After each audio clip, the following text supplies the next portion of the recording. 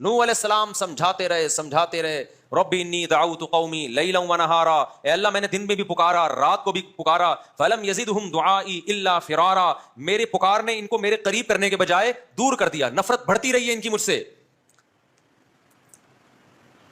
کیسے عجیب الفاظ ہیں سورہ نوح کے. رب انی دعوت قومی لیلا و نہارا فلم یزدہم دعائی الا فرارا وانی کلما دعوتہم لتغفر لهم جعلوا اصابعہم فی آذانہم واستغشوا ثیابہم واصروا واستکبروا استکبارا. اے اللہ جب بھی میں ان کو پکارتا تھا یہ اپنی کانوں میں انگلیاں ٹھوس لیتے تھے، اپنے آپ کو مجھے دیکھ کے چادروں میں چھپا لیا کرتے تھے کہ نوح ہمیں سمجھانا نہ شروع کر دے علیہ الصلوۃ والسلام.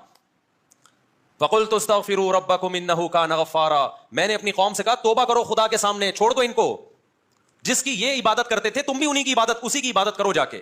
رب انی دعوت قومی لیلا و نہارا فلم یزدہم دعائی الا فرارا وانی کلما دعوتہم لتغفر لهم جعلوا اصابعہم فی آذانہم واستغشوا ثیابہم واصروا واستکبروا استکبارا ثم انی دعوتہم جہارا فقلت استغفروا ربکم انہ کان غفارا یرسل السماء علیکم مدرارا ویمددکم باموال وبنین ویجعل لکم جنات ویجعل لکم انہارا ما لکم لا ترجون للہ وقارا وقد خلقکم اطوارا. اس خدا کو کیوں نہیں مانتے جس نے تمہیں ماں کے پیٹ میں پانی کے قطرے سے پیدا کیا؟ اس پیدائش میں ان بزرگوں کا، پیغمبروں کا، فرشتوں کا کوئی ہاتھ نہیں ہے، تو اس خدا سے کیوں نہیں مانگتے؟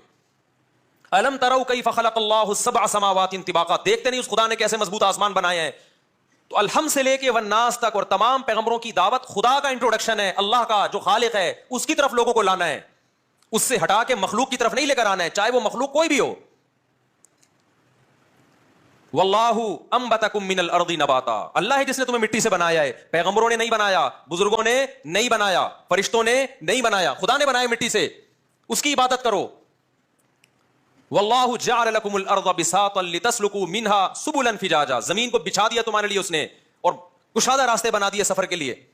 قال نوح رب انہم عصونی واتبعوا من لم یزدہ مالہ وولدہ الا خسارا. نوح علیہ السلام اب اللہ سے شکایتیں کر رہے ہیں 950 سال کے بعد.